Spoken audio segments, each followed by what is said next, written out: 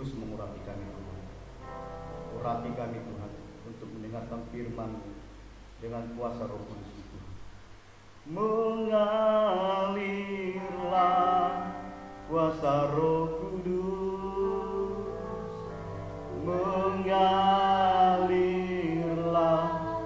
di tempat ini, mengalirlah ya Roh Kudus di hidup Tuhan, di hidupku, mengalirlah kuasa Roh Kudus, mengalirlah kuasa Roh Kudus, mengalirlah Tuhan, mengalirlah di tempat ini, mengalirlah Roh Kudus, lirlah Roh Kudus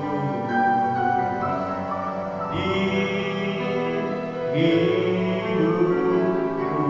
Katakan bagaikan tanah kering ya Tuhan, bagaikan tanah kering yang merindukan air. Demikianlah jiwa Tuhan, demikianlah jiwaku, haus akan Engkau. Ku rindu selalu ya Tuhan, ku rindu selalu hadirat-Mu ya Tuhan, hadir-Mu di hidupku, memulihkan jiwaku Tuhan, memulihkan jiwaku, hapuskan air mataku, mengalirlah Roh Kudus,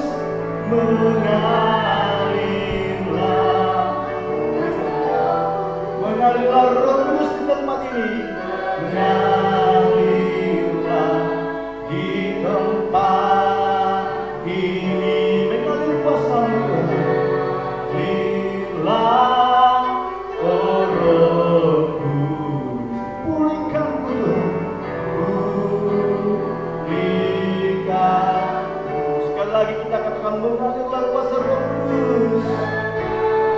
Oh Tuhan, Roh Kudus mengalirlah kuasa-Mu, Roh Kudus urapi kami Tuhan, mengalirlah di tempat ini. Hadirkan kuasa-Mu Roh Kudus, kuasa yang dahsyat mengalir di tempat ini. Pulihkan di hidupku Tuhan, di hidupku, pulihkan kami Tuhan, pulihkanku.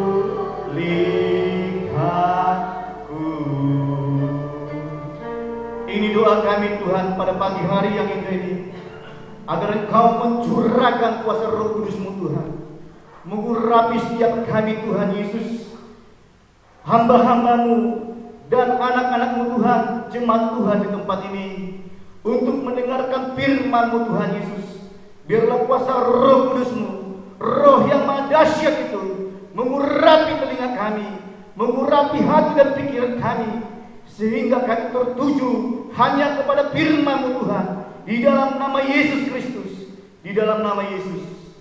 Sembunyikan Tuhan hamba-Mu di belakang kayu salib-Mu Tuhan, dan kuduskan setiap atmosfer yang ada di ruangan ini Tuhan, setiap gedung, di seluruh gedung ini Tuhan kuduskan dengan darah-Mu Yesus, sehingga tidak ada kuasa kegelapan ataupun virus corona yang bisa menembus tempat ini, menembus tubuh kami, di dalam nama Yesus Tuhan.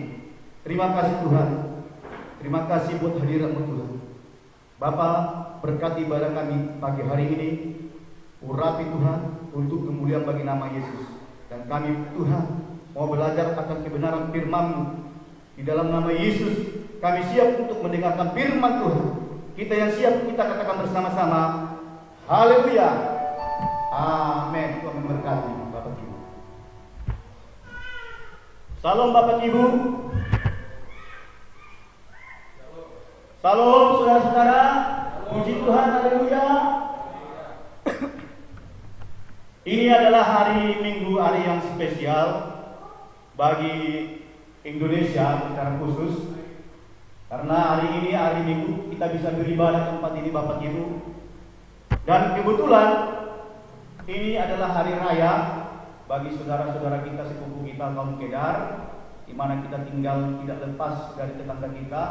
Toleransi umat beragama, kita pantas saja mengucapkan selamat hari raya bagi yang merayakan, karena ini video nanti akan diunggah di YouTube dan pasti ada saudara-saudara sepupu kita yang mendengar, sekedar mendengar tidak apa-apa. Haleluya, amin. Semua kita diberkati Bapak Ibu saudara terkasih. Haleluya, puji Tuhan. Nah, Bapak Ibu saudara yang terkasih, pada hari Kamis yang lalu kita baru saja memperingati hari apa? Hari kenaikan Tuhan Yesus Kristus, ya, baru 3 hari.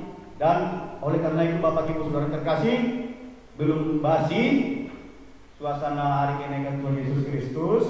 Dan sebenarnya tidak ada istilah basi. Kalau ada hamba Tuhan di luar sana pakai istilah basi, tidak usah kita dengar ya. Karena firman Tuhan tidak ada yang basi. Langit bisa berlalu, bumi dan langit bisa berlalu, tapi firman Tuhan tetap tinggal untuk selama-lamanya. Amin. Haleluya. Mari kita buka saudara. Injil Matius pasal 28 ayat 16 sampai 20.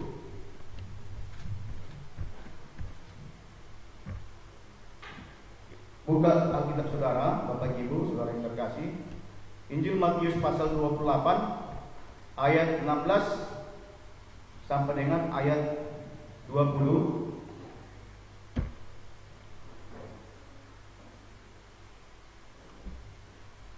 Kita buka.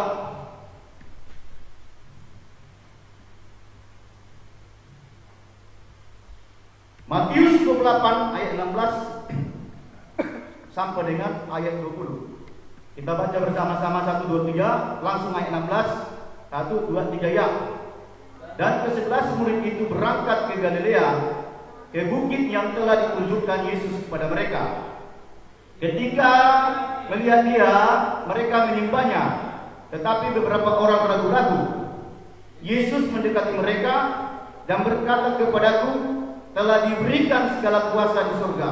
Kepadaku telah diberikan segala kuasa di surga dan di bumi. Karena itu, pergilah, jadikanlah semua bangsa muridku, dan baptislah mereka dalam nama Bapa dan Anak dan Roh Kudus. Dan ajarlah mereka melakukan segala sesuatu yang telah kuperintahkan kepadamu.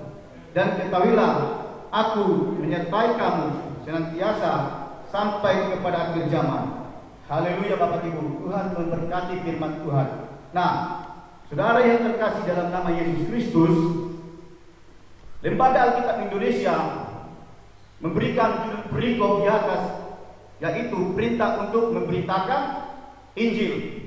Nah, Bapak Ibu saudara yang terkasih dalam nama Yesus, Injil Matius pasal 28 ini ayat 16 yang sudah kita baca bersama sampai dengan ayat 20 merupakan firman Tuhan yang tidak asing lagi, yang mungkin saudara sudah sering mendengarnya. Namun firman Tuhan itu, yakinlah, firman Tuhan itu tidak akan pernah berhenti. Firman Tuhan itu tidak pernah ada istilah basi, karena firman Tuhan itu selalu baru, dan firman Tuhan itu selalu melakukan hal-hal yang ajaib dan hal-hal yang spektakuler untuk menerangi setiap hati kita, karena firman Tuhan adalah pelita dalam hidup kita. Haleluya. Amin. Nah, pasal 28 ini ayat 16 sampai dengan ayat 20 ini lebih sering kita dengar dengan istilah populer, ya, atau judul-judul khotbah paling populer, yaitu amanat agung Tuhan Yesus Kristus.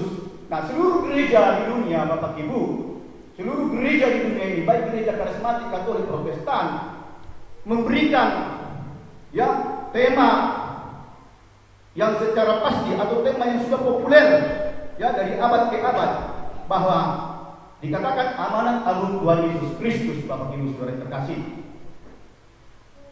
ya, kalau dikatakan di sini ayat 16, saya akan bacakan supaya kita lebih mengerti lagi bagaimana yang dimaksud dengan amanat agung Tuhan Yesus Kristus. Kita akan belajar satu persatu ayat demi ayat, Bapak Ibu. Ayat 16. Dan ke-11 murid itu berangkat ke Galilea, ke bukit yang telah ditunjukkan Yesus kepada mereka. Nah, dikatakan di situ, Bapak Ibu, dan ke-11 murid itu berangkat ke Galilea, ke bukit yang telah ditunjukkan Yesus kepada mereka. Bapak Ibu saudara yang terkasih, sebagaimana yang sudah kita ketahui bersama, yang tidak asing lagi, bahwa murid-murid Yesus yang pertama sekali di zaman Yesus Kristus lahir, hidup, melayani dengan dunia ini, ada 12 orang, Bapak Ibu saudara terkasih, yang mungkin sudah kenal, yang sudah saudara pelajari di sekolah maupun di Alkitab. Ada 12 orang, Bapak Ibu saudara yang terkasih. Namun dalam pasal 28 ini, ayat 16 ini, firman Tuhan mengatakan bahwa murid itu 11 orang berangkat ke Galilea. Nah, kenapa 11 orang? Karena kita sudah ketahui bersama bahwa Yudas Iskariot sudah mengkhianati Yesus Kristus. Jadi setelah Yesus disalibkan, setelah Yesus bangkit, setelah Yesus menunjukkan diri kepada para murid, sudah pasti pada tentunya bahwa Yudas Iskariot tidak ada lagi di tengah-tengah mereka. Karena kenapa? Karena Yudas sudah menjadi pengkhianat. Oleh karena itu dikatakan di ayat 16, hanya 11 orang, Bapak Ibu saudara terkasih, Yesus membawa mereka ke Galilea, ke suatu bukit, Bapak Ibu saudara terkasih, dalam nama Yesus. Nah, Bapak Ibu saudara terkasih, Galilea adalah merupakan bagian utara dari Palestina, Bapak Ibu. Galilea, ya, daerah Galilea atau katakan kota Galilea, ya, di zaman dulu merupakan daerah tempat tinggal Tuhan Yesus dan tempat pertama sekali dia mengajar, Bapak Ibu, tempat Yesus berkhotbah. Di Galilea banyak Yesus mengajar dan berkhotbah, dan di sini dia banyak melakukan mujizat, Bapak Ibu saudara terkasih. Nah, penduduk Galilea di sini merupakan ada dua kategori penduduk Galilea pada saat itu, ketika itu, yaitu dari golongan Yahudi dan golongan non-Yahudi. Ya, ini Galilea mungkin sudah saudara kenal, Bapak Ibu saudara terkasih, dalam nama Yesus. Nah, oleh karena itu Bapak Ibu, pasal 28 ini ayat 16 sampai dengan ayat 20. Ini adalah amanat agung Tuhan Yesus Kristus, Bapak Ibu saudara terkasih. Ya, kita akan belajar satu persatu. Dan ke-11 murid itu berangkat ke Galilea, ke bukit yang telah ditunjukkan Yesus kepada mereka.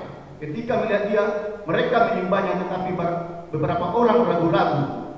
Yesus mendekati mereka dan berkata, "Kepadaku telah diberikan segala kuasa di surga dan di bumi. Karena itu pergilah, jadikanlah semua bangsa muridku, dan baptislah mereka dalam nama Bapa dan Anak dan Roh Kudus, dan ajarlah mereka melakukan segala sesuatu yang telah kuperintahkan kepadamu, dan ketahuilah aku menyertai kamu senantiasa sampai kepada akhir zaman." Inilah sejarah yang tidak terlupakan oleh dunia, ya, sejarah Kristen, sejarah penyelamatan, sejarah kebangkitan, dan sejarah kenaikan Tuhan Yesus Kristus di surga, yang itu sebagai tema pokok gereja adalah amanat agung Tuhan Yesus, Bapak Ibu saudara terkasih. Ya, Bapak Ibu saudara yang terkasih, ini amanat agung Tuhan Yesus. Amanat agung Tuhan Yesus berarti memberitakan Injil, Bapak Ibu, memberitakan Injil. Nah, dikatakan di situ, karena itu pergilah, jadikanlah semua bangsa muridku, dan baptislah mereka dalam nama Bapa dan Anak Roh Kudus. Nah, ayat 19, Bapak Ibu saudara terkasih, itulah ayat untuk kita memberitakan Injil, Bapak Ibu saudara terkasih. Ini instruksi Tuhan Yesus Kristus bagi setiap kita. Ini amanat Tuhan Yesus Kristus bagi setiap kita, orang percaya, orang Kristen, jemaat Tuhan, dan secara khusus hamba-hamba Tuhan, bahwa kita harus memberitakan Injil, memberitakan Injil ke tengah-tengah dunia ini. Ini instruksi Tuhan Yesus, Bapak Ibu saudara terkasih, ketika hendak ia berangkat ke surga. Instruksi itu pertama sekali disampaikan kepada para rasul pada saat itu, yaitu untuk pergi memberitakan memberitakan Injil. Nah, setelah Yesus pergi memberitakan Injil, nah instruksi Tuhan Yesus itu yang diberitakan Yesus kepada para murid itu dilakukan para rasul pada saat itu, sehingga ketika Yesus, saudara yang terkasih, pergi terang-terangan ke surga, duduk sebelah kanan Allah Bapa, para murid pada saat itu pergi memberitakan Injil, Bapak Ibu Saudara terkasih. Dan ini juga pesan bagi seluruh gereja.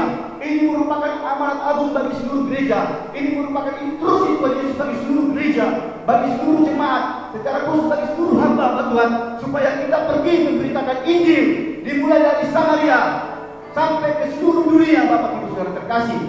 Artinya dalam konteks sekarang, inilah perintah amanat agung Tuhan Yesus bagi kita yang ada di kota seperti ini, bagi kita yang ada di gereja Suara Kebenaran Injil Indonesia, supaya kita pergi memberitakan Injil, Bapak Ibu Saudara terkasih, dimulai mungkin di kota Sibolga, Tapanuli Tengah, di Medan, sampai ke seluruh Indonesia, bahkan sampai ke seluruh dunia, Bapak Ibu Saudara terkasih. Amin. Mau kita memberitakan Injil, Bapak Ibu? Nah, ada hal-hal yang akan kita pelajari, pedoman bagi kita di dalam memberitakan Injil, Bapak Ibu Saudara dikasih. Yang pertama, pertanyaan pertama, bagaimana cara memberitakan Injil? Ya, mungkin saudara bertanya, mungkin Robek, bagaimana cara memberitakan Injil? Saya hampir sekolah, belum lagi sekolah, mungkin begitu ya. Dan Daniel juga, bagaimana cara memberitakan Injil? Ya, tidak mudah, tidak sulit maksud saya. Ada beberapa cara memberitakan Injil. Langkah pertama yaitu dengan hati yang suci, Bapak Ibu Saudara terkasih.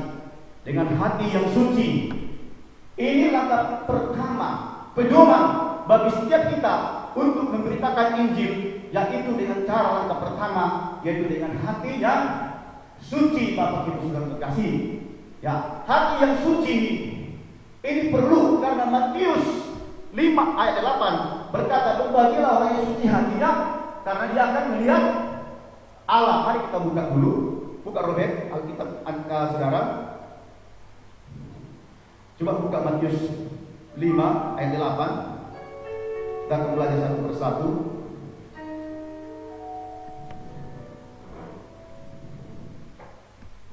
Matius 5 ayat 8.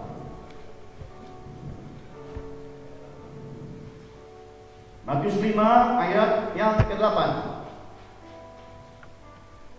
Apa dikatakan di situ, Robert? Baca dulu Matius 5 ayat ke-8.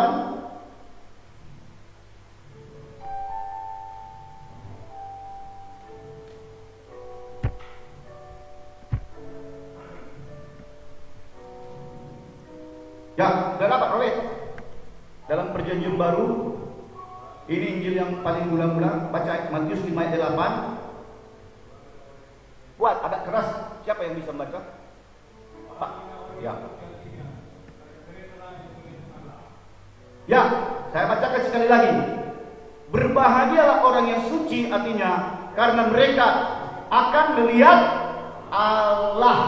Nah, inilah langkah pertama, Bapak Ibu Saudara yang terkasih. Kalau kita hendak memberitakan Injil, kemanapun kita pergi memberitakan Injil, kita harus memiliki hati yang suci. Karena orang yang memiliki hati yang suci, Bapak Ibu, dikatakan di situ ayat 8 adalah akan melihat Allah.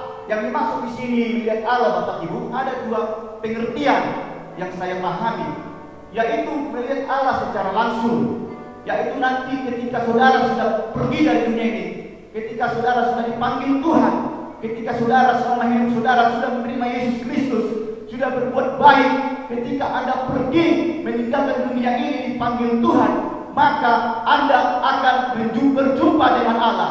Amin. Karena Anda sejak di dalam dunia memiliki hati yang suci, sehingga hati yang suci itu menjadi modal bagi saudara untuk berbuat baik, menjadi modal bagi saudara untuk memberitakan Injil. Dengan hati yang suci, saudara dan saya akan berjumpa dengan Allah di dalam kerajaan Allah, di dalam kehidupan yang kekal, yaitu di surga. Haleluya. Amin. Inilah langkah pertama. Kalau kita hamba-hamba Tuhan secara khusus, kita harus memiliki hati yang suci.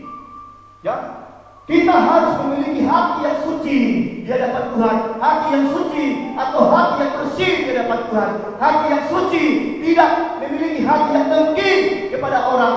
Kalau kita hati kita suci, kita tidak dengki kepada hamba Tuhan. Kalau kita hati kita suci melayani Tuhan, kita tidak cemburu kalau Tuhan memakai hidup mereka. Saudara yang terkasih, lebih dari kita, Bapak Ibu Saudara yang terkasih,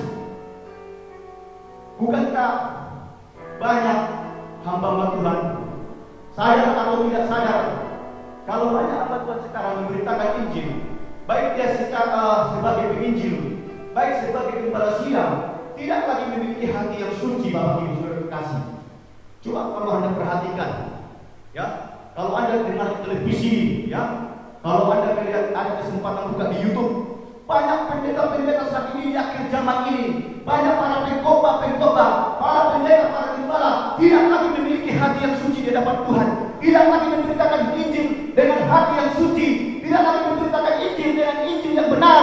Mereka tidak lagi memiliki hati yang suci, mereka memiliki hati yang dengki, memberitakan Injil, berkhotbah di YouTube, begitu berani berkhotbah di YouTube ataupun di televisi dengan hati yang cemburu, dengan hati yang membusuk-busukkan hamba Tuhan, menghakimi hamba Tuhan. Bapak Ibu Saudara terkasih, padahal Tuhan berkata, berbahagialah orang yang suci hatinya, karena dia akan melihat kemuliaan Allah. Bapak Ibu, nah, untuk memberitakan Injil, untuk kita bisa berkhotbah, dipakai Tuhan di podium ini, kita harus mempertahankan hati kita yang suci kepada Tuhan.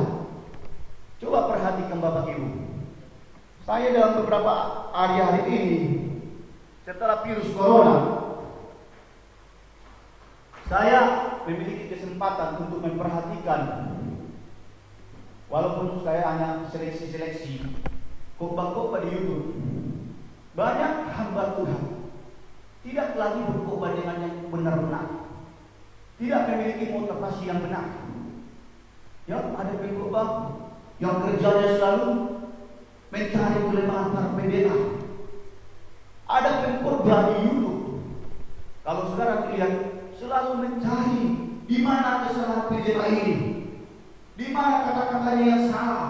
Menurut dia salah. Tetapi kalau kita melihat, meyakini apa yang disampaikan hamba Tuhan itu tidak salah berdasarkan Alkitab, tapi dia selalu berusaha untuk melihat di mana ada peluangnya untuk merendahkan, untuk menyalahkan pendeta ini, pendeta itu, pendeta A, pendeta B. Saudara mungkin kenal, saudara terkasih, ya, mungkin tahu pendeta Esra salah satu, kalau saya nilai, saya perhatikan selalu loh, ada khotbah Pak Erastus Sabdono dikritik, dibilang salah, ada kata-kata diberi sedikit saja dibilang salah, Benihin dibilang tadi palsu. Kalau saudara lihat, inilah tidak memiliki hati yang suci. Dan anehnya Bapak Ibu, orang-orang seperti itu paling sering menembak untuk kata-kata hamba-hamba yang Tuhan itu hati. Saya tidak tahu apa motivasi mereka, saudara. Mungkin motivasi mereka untuk mencari popularitas. Maksud saya sampaikan begini, kalau saudara nanti mendengar khotbah-khotbah seperti itu, jangan saudara murah, terpana hati, ya. Karena saya lihat banyak juga yang menyukai khotbah mereka, banyak yang menyanjung-nyanjung mereka, ya. Saya mau kasih pesan. Ada lagi pendeta Stephen Tong selalu mengatakan pendeta-pendeta ini selalu mengatakan itu salah, ya. Seperti terjadi begitu, testing lah. Kalau engkau yang durhaka Tuhan, 2 kali yang kena virus corona itu, saya mau lihat bagaimana imanmu keteguh. Berarti dia sadar tidak sadar, dia mau mencuri pun Allah rupanya, ya. Sadar dan tidak sadar, perkataan seperti itu hendak mencuri Tuhan Allah. Ada pakai istilah dia mengkopi Yesus Kristus. Mana ada istilah mengkopi di Alkitab? Yang ada meniru. Memang kita harus meniru Tuhan Yesus, amin. Memang kita harus meniru Yesus. Kita harus meniru khotbah Yesus. Kita harus meniru keteladanan Yesus. Kita sebagai hamba Tuhan maupun jemaat, kita harus meniru karakter Yesus, sifat Yesus, supaya kita bisa segambar dengan Yesus. Seperti di sini, menjadi anggota keluarga kerajaan Allah, menjadi anggota keluarga kerajaan surga yang berkualifikasi serupa dengan Yesus. Nah ini kalau saudara perhatikan, menjadi anggota keluarga kerajaan surga yang berkualitas serupa dengan Yesus. Nah, hamba Tuhan itu tidak tahu. Kita harus serupa dengan Yesus. Kalau Yesus berdoa Bapa kami di surga, kita ada pelajari. Karena ada arti yang terkandung dalam doa Bapa kami di surga. Kita pelajari, kita praktekkan, kita lakukan. Yesus berdoa pada saat dia mengadakan perjamuan kudus, gereja melakukan. Itu namanya mempelajari. Dan banyak doa-doa Yesus yang harus kita tiru. Karena kita, Tuhan mau supaya kita meniru. Amin. Memang bisa saudara meniru pendeta ini, pendeta itu, tidak salah. Tapi saran saya, kita harus lebih baik meniru gaya Yesus. Kalau Yesus sederhana melayani, kita tiru. Ya, kalau Yesus melakukan mujizat, apa salahnya kita tiru? Kalau memang mujizat itu benar-benar kita minta dan mujizat itu betul-betul terjadi, apa salahnya? Dan itu fakta, itu iman. Iman yang mengalahkan dunia, bukan mengkopi seperti istilah Stephen Tom. Saya bilang ada istilah, saya nggak suka seperti kucing dalam karung. Kalau dia, saya bilang namanya. Ya, memang saya sudah kenal lama Pak Stephen Tom. Saya sudah banyak baca buku-bukunya. Saya lihat dia tidak percaya mujizat, tidak percaya kesembuhan ilahi, tidak percaya bahasa roh. Dia hanya menekankan Injil, dia hanya menekankan keselamatan. Itu bagus tapi tidak sempurna Bapak Ibu. Nah, itu tidak sempurna. Artinya kita harus meyakini firman Tuhan itu iya dan amin. Haleluya. Firman Tuhan yang saudara baca, ya, Alkitab yang saudara pegang ini, perhatikan Bapak Ibu. Alkitab yang saudara pegang ini, firman Tuhan yang tertulis di dalam Alkitab saudara, dari kitab Kejadian sampai Wahyu, itu benar-benar firman Tuhan tanpa salah. Amin.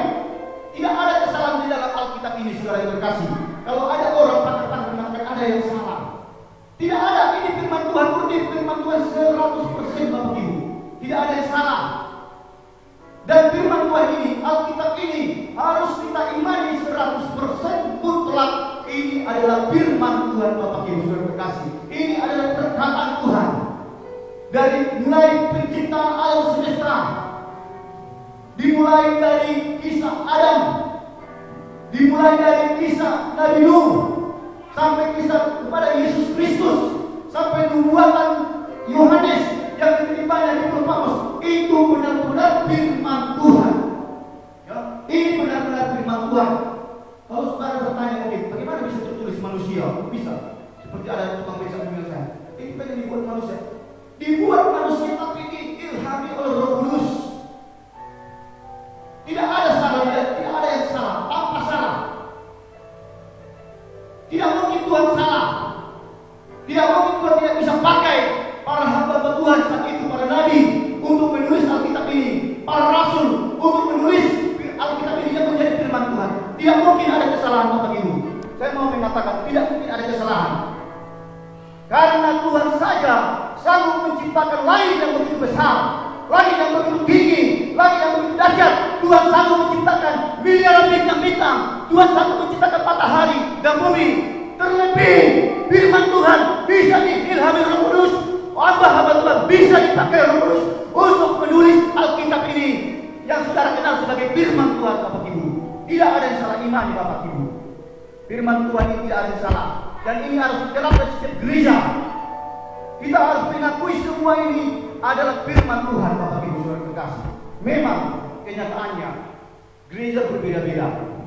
Maksud saya begini, ada gereja lebih menekankan kepada keselamatan. Ada gereja lebih menekankan kepada pengajaran kesembuhan. Ada gereja lebih menekankan kepada pengajaran akhir zaman. Tapi semua itu benar. semua dalam konteks Alkitab. Tidak perlu kita kritik, ya. Kalau saudara kalau dia tidak percaya mujizat, berarti kita tanya hatinya. Kalau dia tidak percaya kesembuhan ilahi, berarti juga Anda tanya, apakah pendeta itu percaya Tuhan Yesus? Oleh karena itu, Bapak Ibu, langkah pertama tadi kita harus memiliki hati yang suci, sehingga kalau hati kita suci memberitakan Injil, banyak orang akan tersentuh dengan firman Tuhan yang kita sampaikan, Bapak Ibu. Nah, saya mau bersaksi sedikit. Ketika hari kenaikan Tuhan Yesus Kristus, kita beribadah di tempat ini. Kita hampir pulang jam 1 lebih, ya. Nah, setelah pulang saya tidak langsung ke rumah. Pada saat itu saya langsung pergi ke Aido, ke Gunung Haido, Bapak Ibu saudara terkasih. Naik becak, saya sudah bawa laptop, bawa Alkitab, dan saya mau menyampaikan Injil di sana, menyampaikan firman Tuhan. Saya buka laptop di atas gunung, di atas becak. Saya berkhotbah tentang, untuk saya rekam, ya. Jangan dibilang yang stres ya, bukan. Untuk saya rekam, khotbah sebentar hanya durasi 20 menit. Amanat Agung Tuhan Yesus saya buka juga. Saya ajarkan tentang ini, Bapak Ibu. Saya menyampaikan khotbah, saya lihat durasi setelah selesai, saya close 20 menit lah, ya, lebih kurang. Saya perhatikan, ya, bahasa saya sangat sederhana menyampaikan khotbah tersebut, sangat dangkal lah saya bilang, tidak dalam saya mengupas. Tapi puji Tuhan, Bapak Ibu, ketika saya selesai berkhotbah, tiba-tiba ada 4 orang bocah, 4 orang anak remaja. Waktu saya sudah mau pergi, sudah saya start dari becak saya, tiba-tiba ada yang keluar dari belakang. Tiba-tiba saya kaget. Mereka 4 orang nangis-nangis di jumpa saya. Saya tadi, Pak, enak kali Pak firman Tuhan Bapak sampaikan. Kenapa? Kami terharu. Mereka menangis loh. Saya bilang, saya jujur di hadapan Tuhan. Walaupun mereka tidak menangis histeris, mereka menangis murah apa? Kenapa tidak bilang? Tiba-tiba Pak, keluar ke saya, Pak. Kami mau super PKK di sini. Loh, ya. Kau kelas berapa ya? Saya masih terus SMA. Satu lagi kelas 1 SMA. Terus gimana? Saya kasih lanjut. Saya mau sekolah di orang akademi, ya. Yang pertama orang akademi. Mau sekolah di Memeset, katakan begitu, ya. Yang satu lagi mau di gereja Hargai. Nah, ada 4 orang mereka di situ. 2 mau jadi pendeta, Bapak Ibu. Saya terangkan begini, saya bilang. Nah, satu hal, yang 2 orang lagi yang mau bercita-cita jadi pelayaran. Satu lagi orang Tarutung. Nah, mereka terharu mendengarkan firman Tuhan. Padahal saya berpikir firman Tuhan yang saya sampaikan ini kan hanya diunggah saya. Tapi saya meyakini ini kan jadi berkat bagi banyak orang. Mereka sampai nangis. Saya sederhana, dengan kata-kata yang sederhana, dengan kalimat sederhana, tapi bagi Tuhan menjadi Tuhan di mereka. Saya tambahkan Injil kepada mereka, saya kuatkan iman mereka supaya mereka berjuang meraih cita-citanya. Nah, di akhir cerita kami, mereka kasih izin hati. Pak, ini untuk Bapak. Apa itu saya? Batu akik. Loh, itu apa? Saya tidak menegok, tidak pakai aja gratis. Nah, saya menghargai Bapak Ibu. Saya bilang kepada mereka, tapi kok bisa kita main batu akik lagi? Ini kan sudah lama hilang dari peredaran, sudah 5 tahun lalu. Kebetulan Pak, kami koleksi batu akik dan banyak kami jual secara online, Bapak Ibu. Mereka jual secara online, sudah banyak yang laku, dan mereka juga ini. Ya, saya hargai lah, dia akan saya pakai, sepanjang saya tidak dapat saya pakai, ya. Kalau dulu ini bisa 100.000 ya. Saya juga lebih cinta batu akik. Tapi sekarang ini 50.000 bisa lah, 30.000. Ya, Tuhan memberkati mereka, saya doakan mereka supaya mereka jadi pendeta, Bapak Ibu. Itu dengan hati yang suci, Bapak Ibu. Yang kedua, dengan kuasa Roh Kudus. Kita harus memberitakan Injil dengan kuasa Roh Kudus. Mari kita buka Kisah Para Rasul.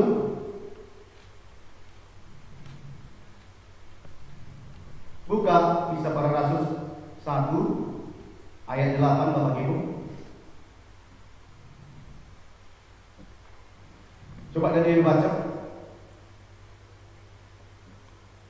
Kisah Para Rasul 1 ayat 8.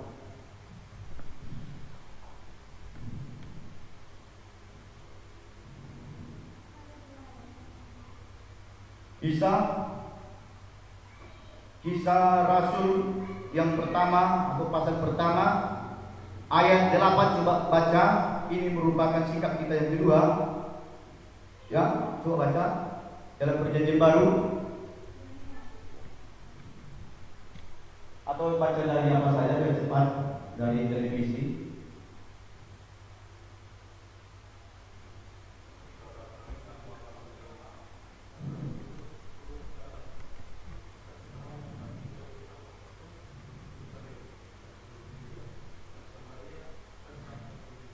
Ya, tetapi kamu akan menerima kuasa kalau Roh Kudus turun ke atas kamu, dan kamu akan menjadi saksiku di Yerusalem dan di seluruh Yudea dan Samaria dan sampai ke ujung bumi. Inilah yang langkah kedua kita, Bapak Ibu, di dalam memberitakan Injil, memberitakan firman Tuhan kepada banyak orang di kota ini, kepada saudara-saudara, teman saudara mungkin, kepada keluarga saudara. Kita harus dipenuhi oleh Roh Kudus. Artinya di sini, Bapak Ibu, perlu saudara untuk diurapi Roh Kudus di dalam saudara memberitakan Injil, baik saudara yang jemaat maupun kita hamba Tuhan. Kita minta pengurapan Roh Kudus. Amin. Supaya apa yang kita sampaikan nanti, firman Tuhan yang kita lepaskan, kesaksian yang kita sampaikan, tidak terbuang begitu saja, supaya orang yang mendengar firman Tuhan bisa dijamah hatinya, Bapak Ibu. Ya, banyak mereka akan dijamah. Yaitu sekali lagi saya katakan dengan kuasa Roh Kudus. Nanti kapan-kapan kita akan belajar kuasa Roh Kudus. Lanjut yang ketiga, supaya cepat. Cara memberitakan Injil yang ketiga yaitu menjadi saksi Kristus. Menjadi saksi Kristus dengan cara bersaksi. Saya bacakan lagi ayat 8 bagian B. Dan kamu akan menjadi saksiku di Yerusalem dan di seluruh Yudea dan Samaria sampai ke ujung bumi. Ini saudara harus bersaksi. Bersaksi artinya saudara menceritakan siapa itu Yesus Kristus. Bersaksi artinya saudara harus menceritakan kuasa Yesus Kristus. Bersaksi berarti saudara harus menyampaikan bahwa Yesus Kristus adalah Tuhan dan Juru Selamat. Itu artinya kita bersaksi, Bapak Ibu. Kita harus menjadi saksi. Ya, bukan saksi Jehovah. Kita harus menjadi saksi Kristus, bukan saksi palsu. Kalau dalam pengadilan di dunia ini, jangan jadi saksi palsu, tapi menjadi saksi Kristus. Saudara harus bersaksi. Bersaksi juga bisa kita artikan begini. Robert harus bersaksi kepada teman-temannya tukang becak bagaimana Robert ketika pertama dipanggil Tuhan. Robert harus bersaksi bagaimana Robert bertobat pertama sekali. Saksikan itu Robert, ceritakan sama teman-temanmu. Kebetulan teman-temanmu banyak saudara kita muslim. Harus bersaksi, itu menjadi saksi Kristus. Ya, saudara harus menjadi saksi Kristus dimanapun saudara bekerja. Harus menjadi saksi Kristus. Kalau ada di sekolah harus menjadi saksi Kristus di sekolah. Amin. Menjadi saksi Kristus, menjadi duta Kristus di tengah-tengah dunia ini. Amin. Ini yang kedua ya. Ayat ketiga maksud saya. Kisah Para Rasul 1 ayat 8 garis bawah di situ. Kalau bisa Robert, kalau setiap ada hamba Tuhan di sini, sudah bisa lah ke depan sediakan pulpen kalau mau ke gereja, notes, catat. Khotbah-khotbah yang disampaikan hamba Tuhan catat, pelajari. Kebetulan Robert mau sekolah pendeta untuk menambah wawasan Alkitab saudara Robert, menambah iman karena firman Tuhan berkata, orang yang banyak mendengarkan firman Tuhan, imannya akan bertumbuh. Amin. Sediakan pulpen. Ya, semua jemaat di sini. Kalau saya dulu sini atau sekolah apa saya sediakan. Karena itu Robert bisa lupa. Mungkin tersentuh hati saudara Robert mendengar firman Tuhan sampai nanti di rumah lupa. Ya, nanti ketemu sama tukang becak, Anda berdebat tentang Yesus, Anda tidak bisa menjelaskan. Padahal sudah dijelaskan di gereja, tapi karena kita tidak mencapai, kita bisa lupa. Ya.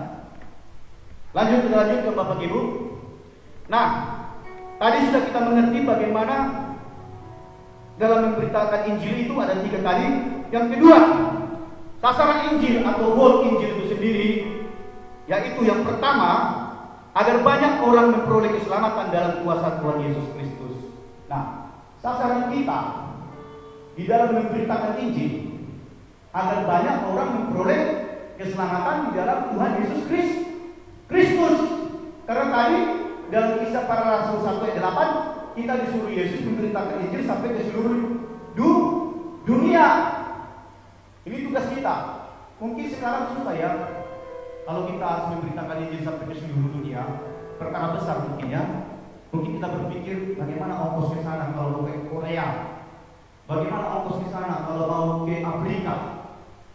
Itu tidak bisa dipungkiri, mungkin susah. Tapi Tuhan katakan harus memberitakan Injil bahkan sampai ke seluruh dunia. Tapi sekarang bisa dipermudah Bapak Ibu.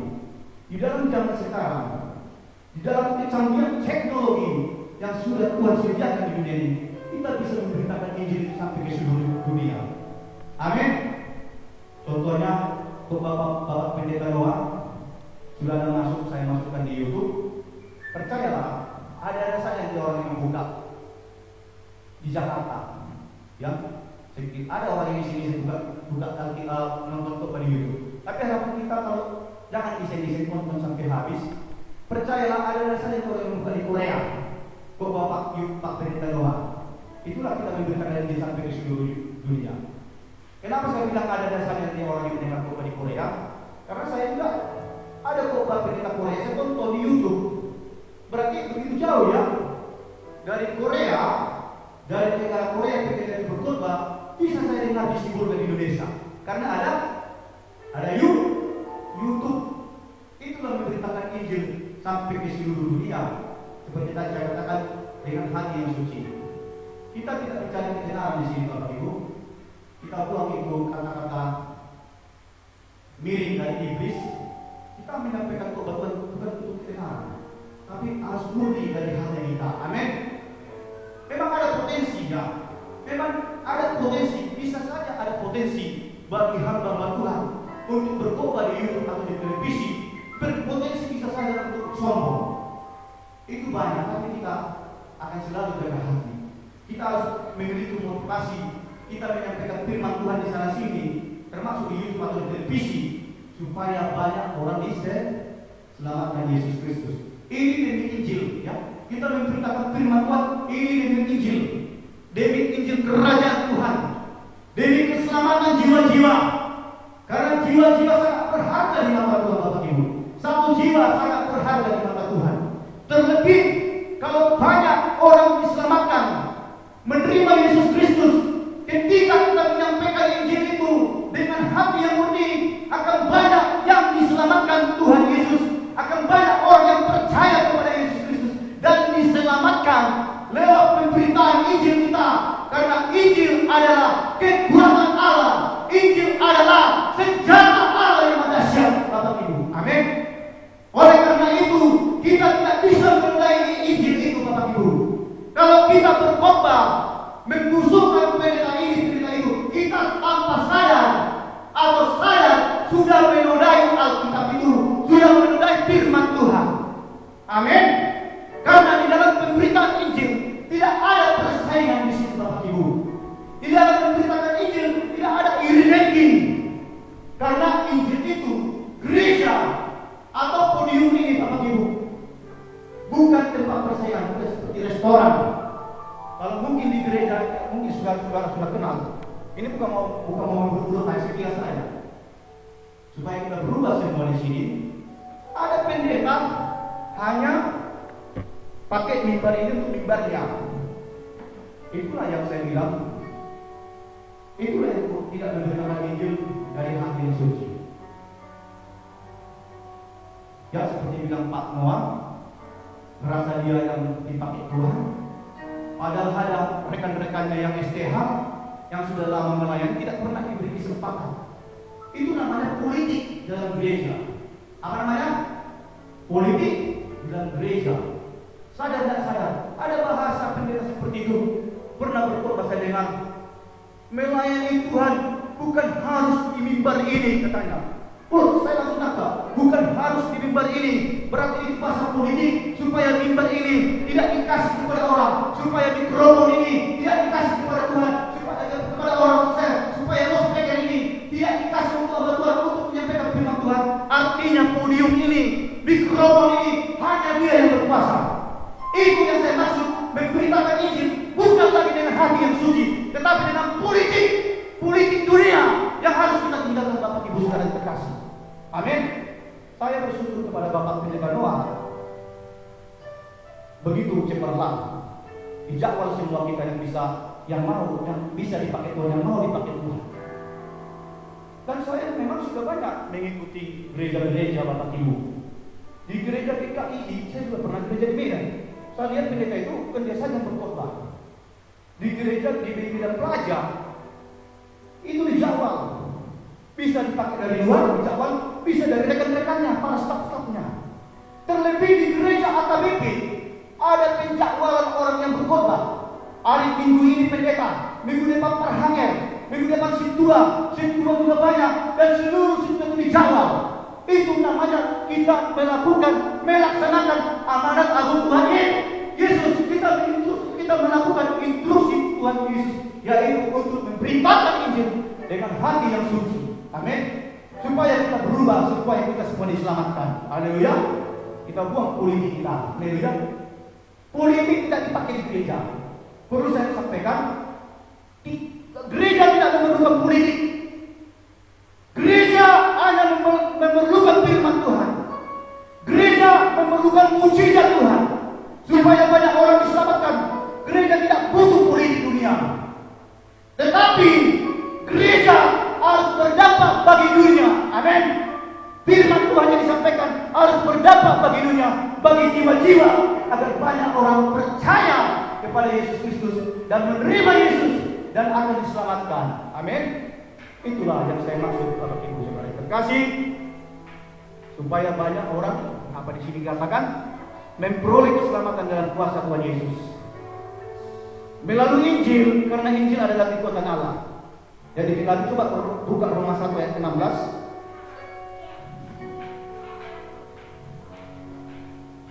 Roma 1 ayat 16, Bapak Ibu Saudara terkasih.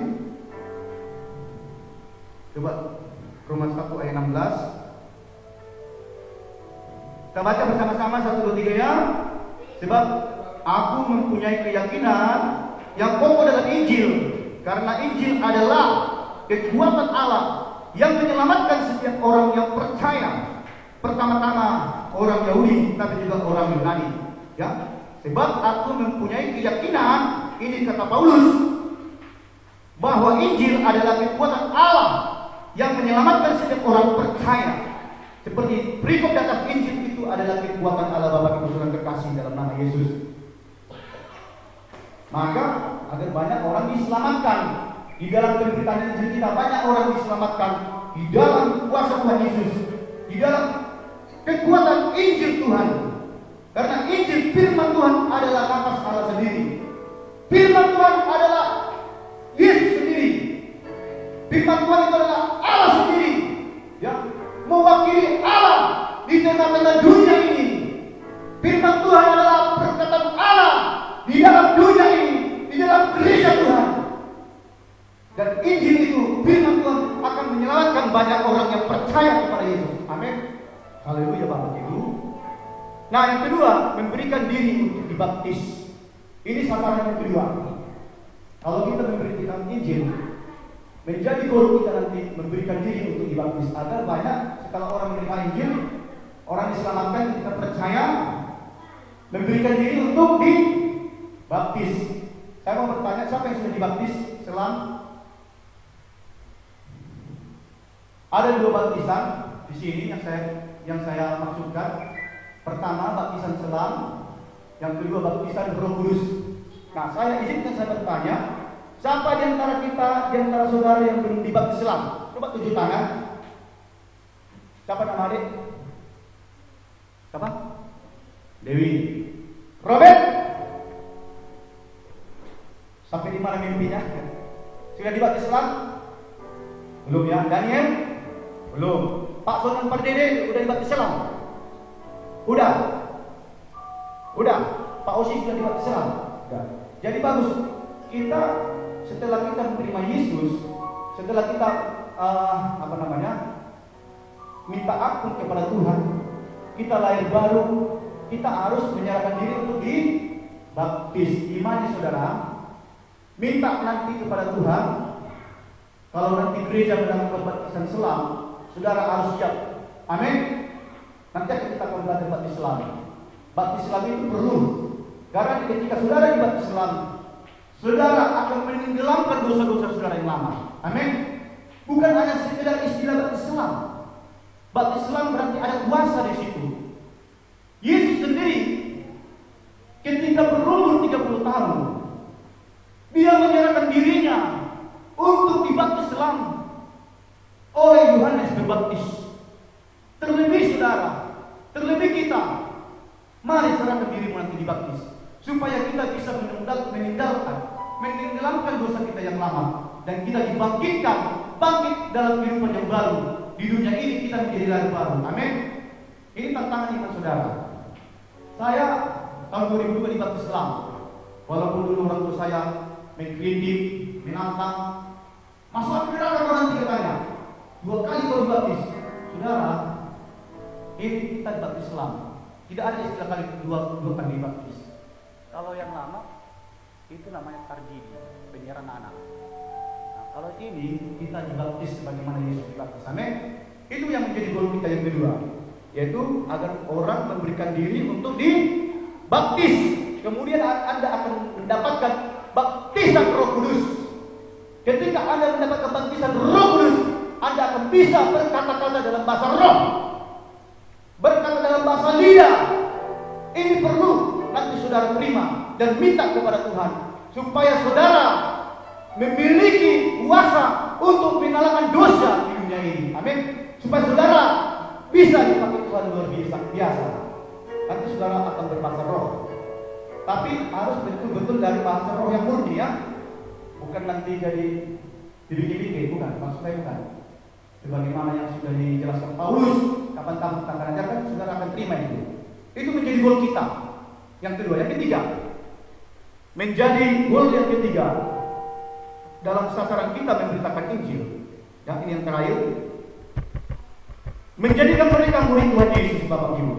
Nah, kita memuridkan mereka. Gereja harus memuridkan jemaat yang sudah memperoleh keselamatan. Gereja harus memuridkan jemaat yang sudah menyerahkan diri dibaptis.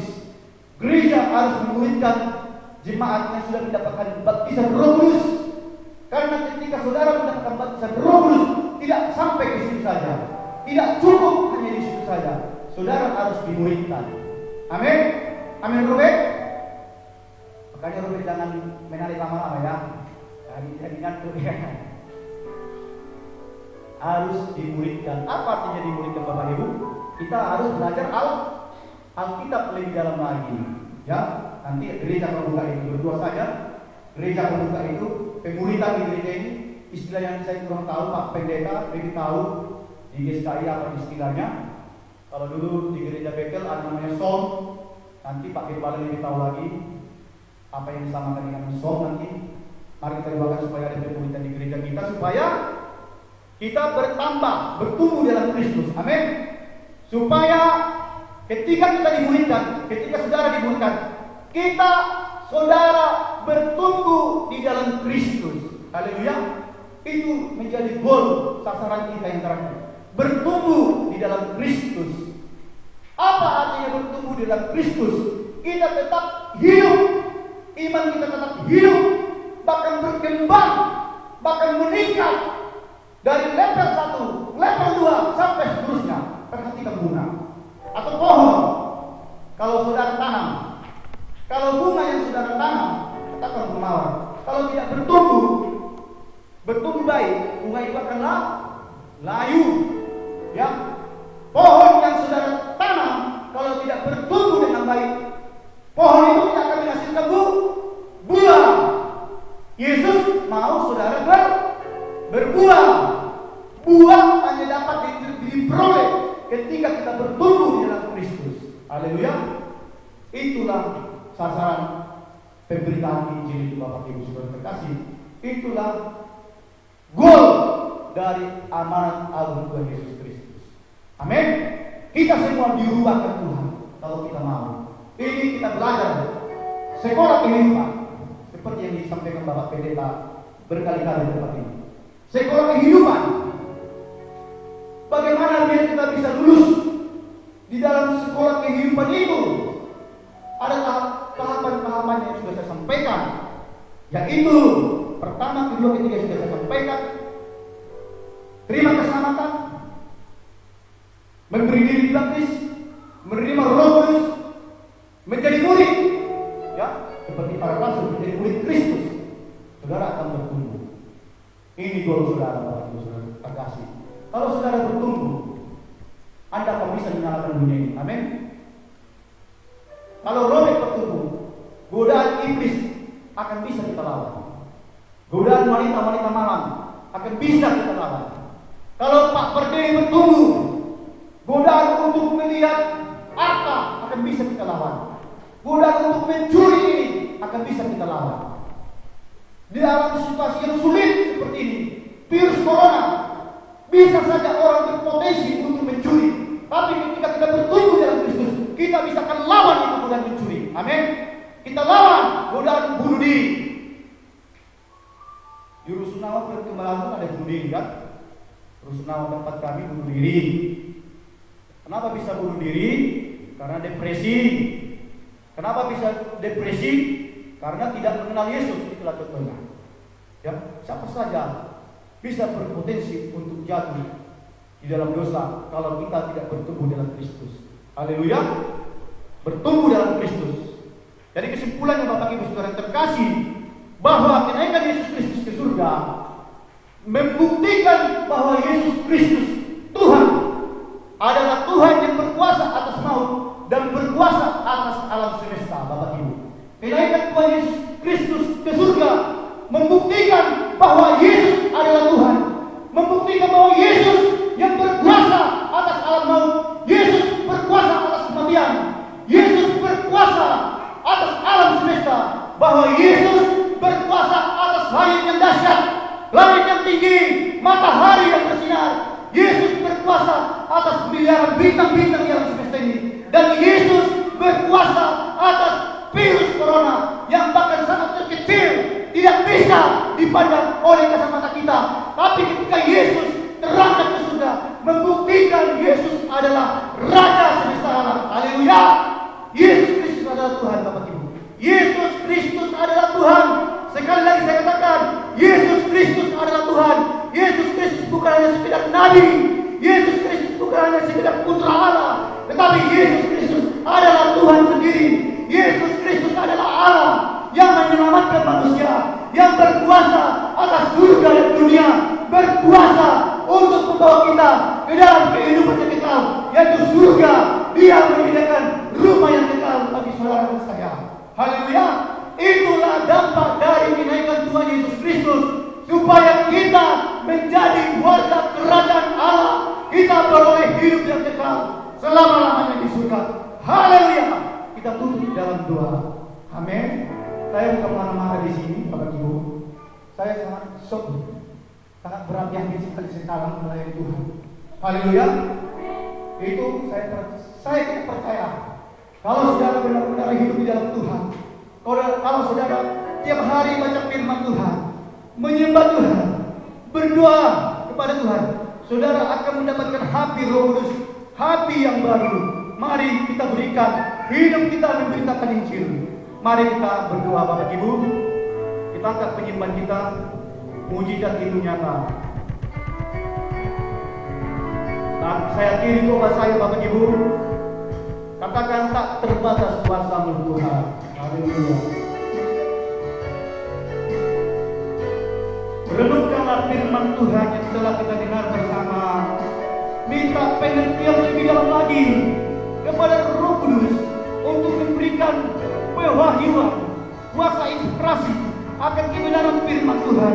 Maka kita akan diselamatkan, kita akan diberkati, kita akan bertumbuh dalam Kristus, dan goal kita yaitu kita memperoleh kehidupan yang kekal. Mari kita naikkan puji penyembahan, tak terbatas kuasa-Mu Tuhan.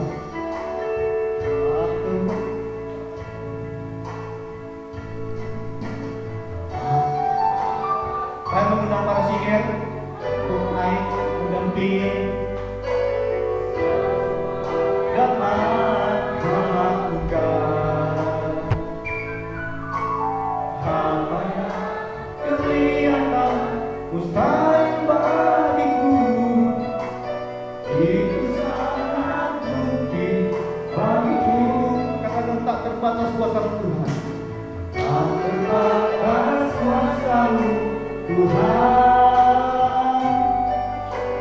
semua dapat Kau lakukan. Apa yang kelihatan mustahil bagiku, itu sangat mungkin bagimu. Saat ku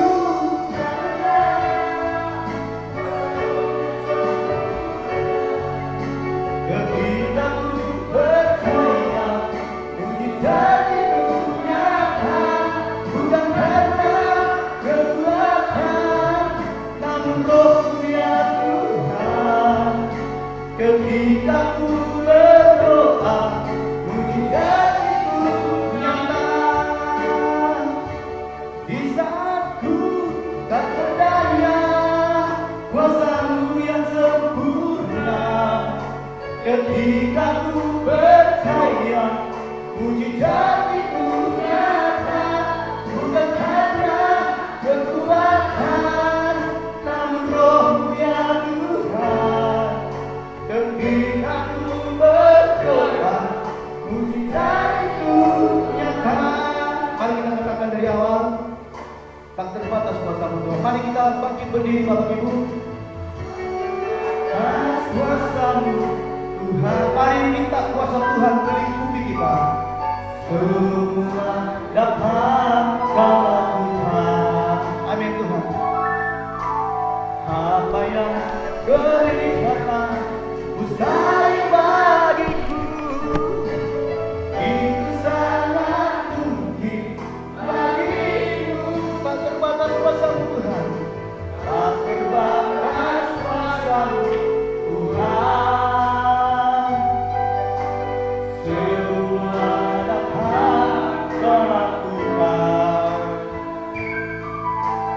Apa yang kelihatan mustahil bagiku, itu sangat mungkin bagimu. Mari angkat tanganmu. Di saat ku tak berdaya, kuasa-Mu yang sempurna. Ketika ku percaya, mujizat itu nyata, bukan karena kekuatan, namun Roh-Mu ya Tuhan. Ketika ku berdoa, mujizat itu nyata. Katakan di saat ku tak berdaya Tuhan, tak berdaya, tak berdaya, kuasa-Mu yang sempurna.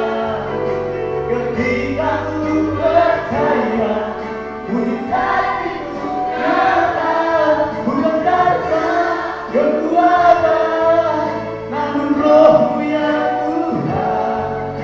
Ketika ku berdoa, mujizat itu nyata. Sekali lagi angkat tanganmu di surga, kita katakan di saat ku tak berdaya. Di saat kami menanggapi para sidang untuk mengkaji firman Tuhan, untuk berdoa, meneguhkan firman Tuhan. Mujizat itu nyata,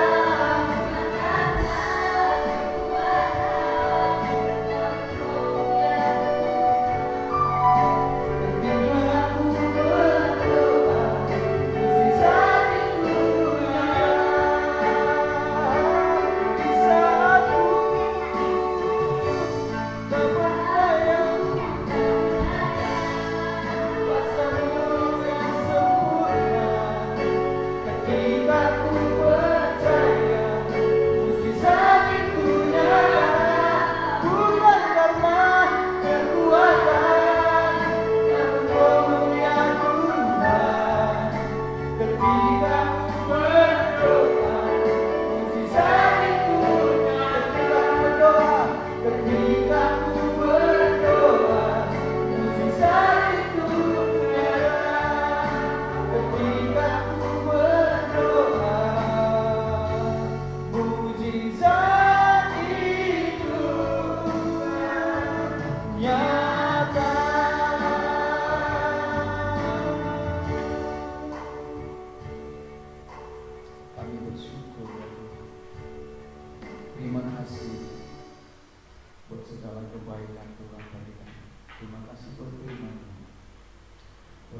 senantiasa hamba, hikmat pengetahuan marilah senantiasa bertambah Bapa, dan Tuhan selalu mengurapi hari lepas hari, minggu lepas minggu, bulan lepas bulan, bahkan sampai Yesus Maranatha Tuhan mengurapi hamba, memberkati keluarga, istri, anak-anak dari hamba itu.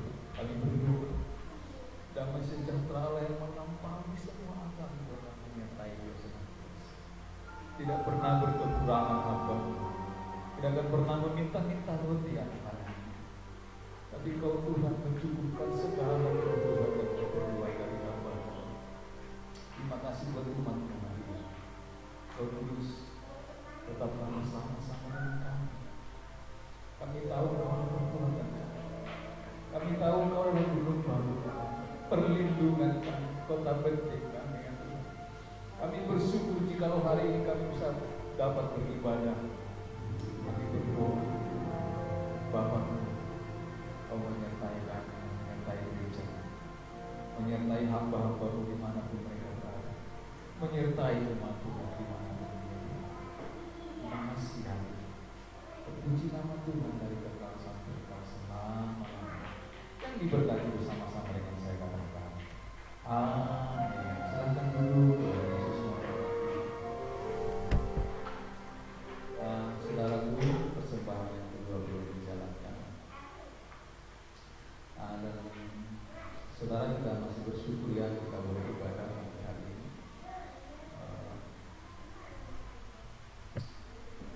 Kita masih beribadah sekalipun kita membuat protokol kesehatan seperti yang diberikan oleh pemerintah, saudara ya. Dan hari Minggu kita tetap masuk jam 10.30, saudara. Hari Minggu kita masuk tetap jam 10.30. Nah, kita berdoa, saudara ya. Banyak teman-teman kita mungkin tadi karena hujan itu sangat lebat ya. Kemarin tadi juga hujan datang. Kita berdoa supaya minggu-minggu yang akan datang mereka bersama-sama dengan kita kembali, saudara. Ada beberapa keluarga kita berdoa, saudara ya. Saudara, kalau saudara berdoa itu saudara bawakan dalam doa keluarga Bapak Ruben dan istrinya. Di sana nanti ada mereka 4 orang, saudara. Dan kemarin saya agak menelpon ada jiwa baru, saya akan kunjungi besok. Kemudian keluarga Pak Dulu, mereka ada 4 orang. Kemudian keluarga Bapak India, ya kita berdoa ya. Kalian berdoa, semua kita berdoa. Kita sebut nama mereka satu persatu. Keluarga Bapak India, istrinya dan anak-anaknya itu ada 6 orang. Jadi kalau saya jumlahkan, saudara, ada lagi Pak Regar dari Parombunan, istrinya dan anak-anaknya itu ada 3 orang. Anaknya 3 orang, suami istri ada 5 orang. Kita berdoa semuanya supaya mereka diberkati Tuhan dan kita boleh bersama-sama beribadah di tempat ini. Jadi kalau mereka datang, kita sudah lebih dari cukup ya, sudah lumayan banyak, saudara ya. Nah, demikian, terima kasih adik kami ini sudah melayani hari ini perdana melayani. Jangan jemu-jemu untuk melayani rumah ya. Nah, hanya itu, saudara, beberapa pengumuman untuk kita. Saya undang kita semua bangkit berdiri. Kita tutup ibadah kita ini.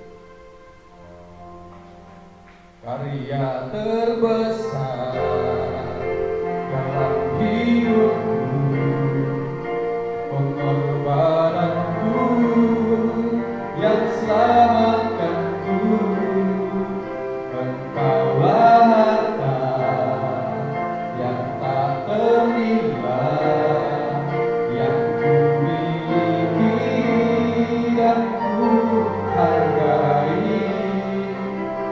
Yesus, Engkau karuni. Mari sama-sama katakan, karya terbesar dalam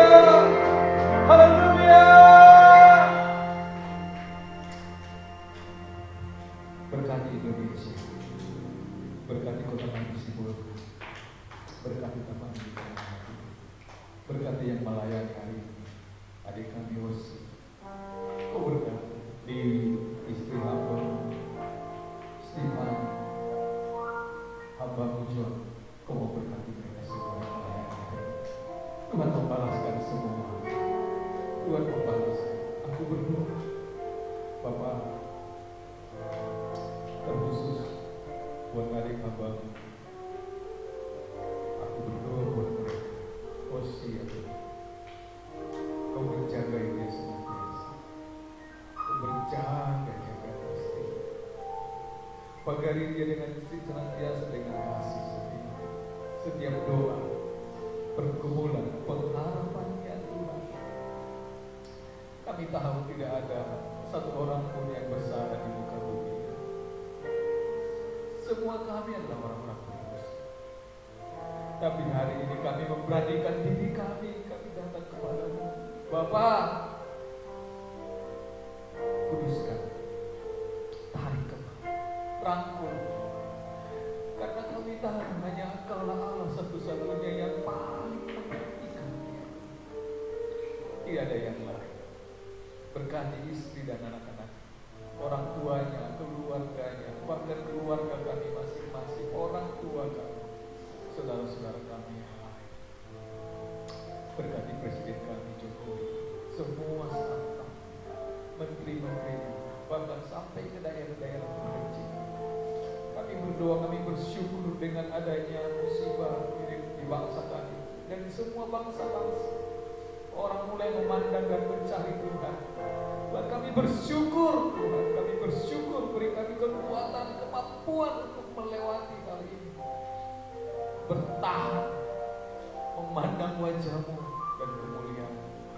Terima kasih perlindungan-Mu atas kami dan keluarga kami. Terima kasih Bapak, terima kasih. Berkati persembahan yang anak-anak-Mu berikan. Berkati orang-orang jemaat yang tidak bersama-sama dengan kami. Biarlah kasih setia Tuhan menyertai kami semua. Berkati orang-orang yang membantu kami dan menolong kami. Berkati itu. Berkati anak-Mu yang sudah hampir 15 tahun mungkin lebih menunggu buah kandungan.